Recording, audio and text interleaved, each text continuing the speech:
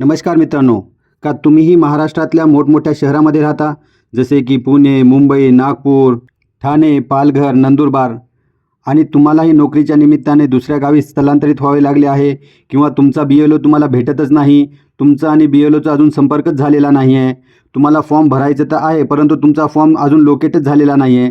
अशाच अडचणी जर तुम्हालाही असतील तर हा व्हिडिओ आज तुमच्यासाठीच आलेला आहे. तर मित्रांनो, आजच्या या व्हिडिओमध्ये आपण पाहणार आहोत की आपल्याला BLO सोबत कॉन्टॅक्ट जरी नाही झाला, आपला फॉर्म आपल्यापर्यंत जरी नाही पोहोचला, तरी आपण ऑनलाईन पद्धतीने कशा प्रकारे फॉर्म भरू शकतो, जेणेकरून आपला फॉर्म त्वरित भरून होईल. कारण आता SIRला फक्त 10 दिवसच उरलेले आहेत आणि आपला फॉर्म लवकरात लवकर सबमिट होणं गरजेचं आहे. आणि जर आपण लवकरात लवकर फॉर्म नाही भरला तर एक वेगळंच संकट आपल्यासमोर उभं राहिलेलं आहे. आणि ते म्हणजे काय, तर BLO यांना त्यांचे वरिष्ठ अधिकारी आणि इलेक्शन कमिशन ऑफ महाराष्ट्र यांच्यातर्फे निर्देश आलेले आहे आणि सक्तीचे निर्देश आलेले आहे की त्वरित जे मतदार उरलेले आहेत त्यांच्या घरी जाऊन व्हिजिट द्या आणि जर ते उपलब्ध नसतील तर तुम्ही त्यांना योग्य ते रिझन देऊन त्यांचं जे फॉर्म आहे त्याला अनकलेक्टेबल म्हणून मार्किंग करा. याचाच अर्थ आता BLO तुमच्या ज्या मतदान कार्डवर दिलेला पत्ता आहे त्या ठिकाणी 2 आणि 3 वेळेस व्हिजिट करणार आहेत आणि त्यावेळेस जर तुम्ही त्यांना भेटून आले नाही, तुमचा आणि त्यांचा संपर्क झाला नाही, तर ते तुमचं फॉर्म अनकलेक्टेबल म्हणून टाकणार आहेत. आणि जर का असं झालं, तुमच्या बाबतीत जर का असं झालं, तर त्याला परत रिसेट करणं, त्याला रोल बॅक करणं, ERO यांच्यासोबत संपर्क करून सेंड बॅक टू BLO करणं, ही प्रोसिजर खरं पाहता खूप अवघड आहे, थोडीशी क्लिष्ट आहे, किचकट आहे. तर ह्या क्लिष्ट आणि अवघड प्रोसिजरमधून वाचण्यासाठी आपण त्वरित आपला फॉर्म ऑनलाईन भरावा, यासाठी हा व्हिडिओ आहे. तर चला पाहूया आपल्याला कशा प्रकारे हा फॉर्म भरायचा आहे तो. आणि व्हिडिओच्या शेवटी मित्रांनो, मी इलेक्शन कमिशन ऑफ इंडियाचा एक नवीन महत्त्वाचा नियमसुद्धा सांगणार आहे, तेही तुम्हाला जाणून घेणं आवश्यक आहे. त्यामुळे व्हिडिओला शेवटपर्यंत नक्की पहा. तर चला पाहूया. तर सर्वप्रथम मित्रांनो, आपल्याला गुगलवर यायचं आहे आणि गुगलवर येऊन आपल्याला टाईप करायचं आहे voter ECI. Voter ECI type केल्याच्यानंतर जी पहिली वेबसाईट येईल सिटीजन सर्व्हिस पोर्टल, याच्यावर आपल्याला क्लिक करायचं आहे, टच करायचं आहे आणि याच्यावर जसं टच केलं की आपल्यासमोर हा वाला नवीन विंडो ओपन होईल. पहा, यामध्ये सर्वात वरती दिसत आहे आपल्याला स्पेशल इंटेन्सिव्ह रिव्हिजन SIR 2026 आणि त्याच्या खाली हा जो पहिला बॉक्स आहे त्याच्यावर लिहिलेला आहे फिल इनोमरेशन फॉर्म. याच्यावर आपल्याला क्लिक करायचं आहे, टच करायचं आहे. त्याच्यानंतर आपल्याला तिथे लिहितं स्टेट, तर आपल्याला स्टेट सिलेक्ट करायचं आहे. आपल्या बाबतीत आपण महाराष्ट्र स्टेट सिलेक्ट करणार आहोत आणि स्टेट सिलेक्ट केल्याच्या नंतर पहा मित्रांनो, इथे आपल्याला इपिक नंबर टाकायचा आहे. इपिक नंबर अर्थात आपलं वोटर ID कार्ड जो आहे त्याचा नंबर, जो की आपल्या मतदान कार्डाच्या वरच्या बाजूला मागे किंवा पुढे असतो, तिथं आपल्याला तो नंबर टाकायचा आहे. चला, मी इपिक नंबर माझा टाकून घेतो इथे आणि याला इपिक नंबर टाकून आपल्याला सर्च करायचं आहे. जे समोर सर्च दिसतं आहे त्या सर्च बटनवर आपल्याला क्लिक करायचं किंवा टच करायचं आहे. चला, मी इथे त्याला क्लिक करतो आहे. जसं आपण याच्यावर क्लिक केलं की आपल्याला प्री फिल्ड इन्फॉर्मेशन दिसणार आहे, म्हणजे आपला ऑलरेडी जो डाटा आहे तो आपल्याला दिसणार आहे. अर्थात आपली सर्व डिटेल इथे आपल्याला दिसणार आहे, ती एकदा व्यवस्थित पाहून घ्यायची. त्याच्यामध्ये सर्वात प्रथम आपलं नाव असणार आहे, त्याच्यानंतर आपलं इपिक नंबर असणार आहे, सिरियल नंबर असणार आहे, आपलं पार्ट नंबर असणार आहे आणि आपलं AC नंबर आणि सर्वात शेवटी आपलं राज्य असणार आहे.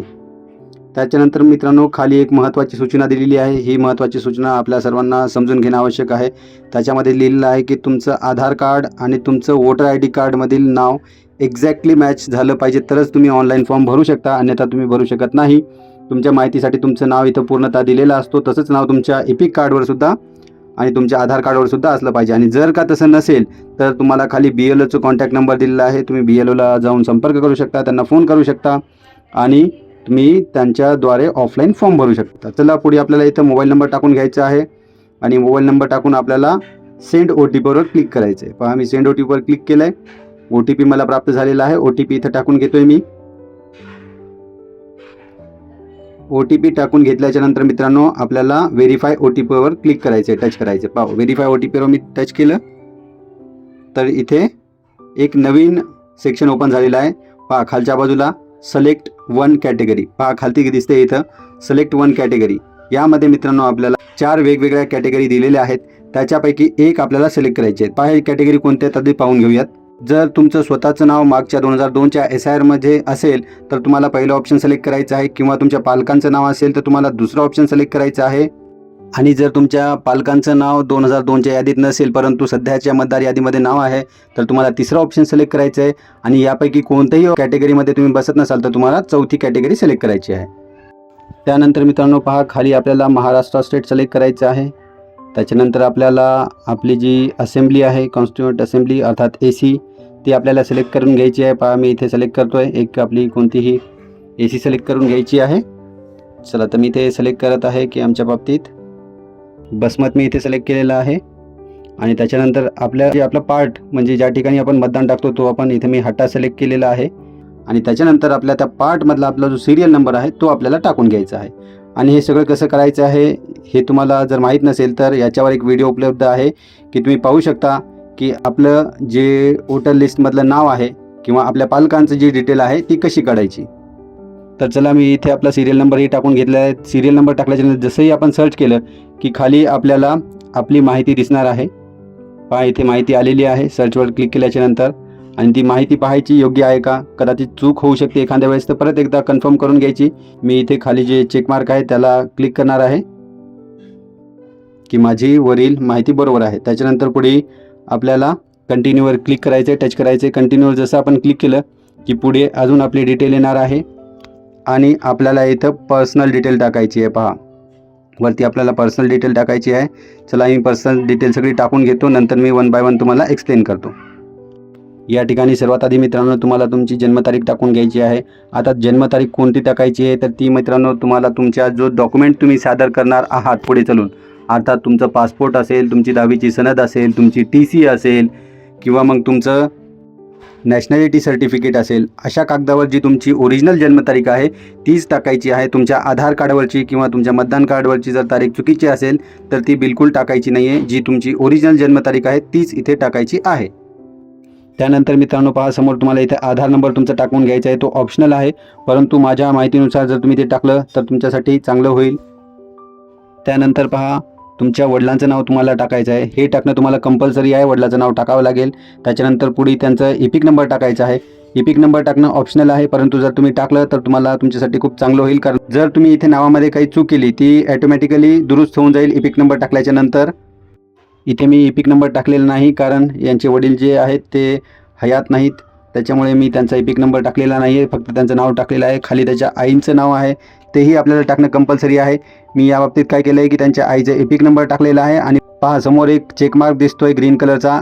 त्या चेकमार्कचा अर्थ असा आहे की जो इपिक नंबर मी टाकलेला आहे तो व्यवस्थित आहे आणि सिस्टीमने त्यांचं नाव ॲटोमॅटिकली घेतलेलं आहे. त्याच्यामुळे मला त्यांच्या आईचं नाव टाकायची गरज पडलेली नाही आहे.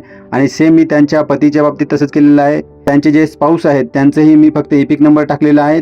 ॲटोमॅटिकली सिस्टीमने त्यांचं नावही घेतलं आहे. खाली आपल्याला टाकायचं आहे प्लेस ऑफ सबमिशन आणि आपल्याला त्याच्यानंतर आपला फोटो चूज करायचा आहे. पहा तर पहा चूज फोटोवर क्लिक केल्याच्यानंतर हा नवीन विंडो ओपन झालेला आहे. यामध्ये मी ऑलरेडी फोटो म्हणून त्या फाईलला नाव दिलेलं होतं, मी त्याला सिलेक्ट करून घेणार आहे. आणि पहा जसंच आपण सिलेक्ट केला इथे एक विंडो ओपन होते. त्याला आपण फोटो जो दिसतोय त्याला झूम इन झूम आउट करून छोटे किंवा मोठे करू शकतो, परंतु माझ्या बाबतीत ओके आहे फोटो. तर चला मी याला सेव्ह करून घेतोय. सेव्ह केल्याच्या नंतर पहा मित्रांनो साईडला आपल्याला फोटो दिसणार आहे इथे फोटो अपलोड झाला आहे म्हणून. आणि पहा खाली आपल्याला काही माहिती दिलेली आहे आणि आपण त्याला सबमिट करायचं आहे. जसंच आपण सबमिटवर क्लिक केलं पहा मित्रांनो आपल्यासमोर अजून एक नवीन विंडो ओपन होईल आणि हा ई-साईनचा विंडो आहे. अर्थात आपल्याला इथं आपला आधार नंबर टाकायचा आहे आणि आधार OTP जनरेट करून आपल्याला ही सगळी प्रोसिजर आहे, हा सगळा जो फॉर्म आहे आपल्याला व्हेरीफाय करायचा. चला मी इथं आधार नंबर टाकून घेतलेला आहे. तत्पूर्वी मित्रांनो आपणाला विनंती आहे की आमच्या या चॅनलवर अशाच प्रकारे इन्फॉर्मेटिव्ह व्हिडिओ येत राहणार आहेत, त्याच्यामुळे आपण आमच्या चॅनलला सबस्क्राईब करून ठेवा. हा व्हिडिओ आवडला असेल तर नक्की लाईक करा आणि जे लोक परेशान आहे आपल्या परिचयातील जे लोक आहेत त्यांच्यापर्यंतही हा व्हिडिओ शेअर करा, जेणेकरून त्यांचीही अडचण दूर होऊन जाईल. यानंतर आपल्याकडे एनॉमली कसं दूर करायचं आहे आणि नोटीसला कसं समोर जायचं आहे आणि पुढचे डॉक्युमेंटची प्रोसिजर काय करायची आहे या सर्वांनाही व्हिडिओ येणार आहेत. चला तर पुढे पाहूया. आपल्याला काय करायचं आहे याच्या खाली सबमिटवर क्लिक करायचं आहे. जसंच आपण OTP टाकला इथं ऑटोमॅटिकली चेकमार्क होऊन जातं आणि ते झाल्याच्यानंतर आपल्याला पहा इथं सबमिट या बटनावर क्लिक करायचं आहे. जसंच आपण सबमिट बटनावर क्लिक केलं मित्रांनो परत एकदा हा रिडायरेक्ट होतो. थोडी वेळ थांबायचं आहे आणि आपल्याला आपला फॉर्म सबमिट झाल्याचं मॅसेज येऊन जाणार आहे. पहा, झाली एवढीच प्रोसिजर होती. एवढी प्रोसिजर झाली की तुमचा फॉर्म सबमिट झाला. जसं तुमचा फॉर्म सबमिट झाला लगेच तुम्हाला पहा मित्रांनो ही रिसिप्ट येणार आहे. Special intensive revision 2026.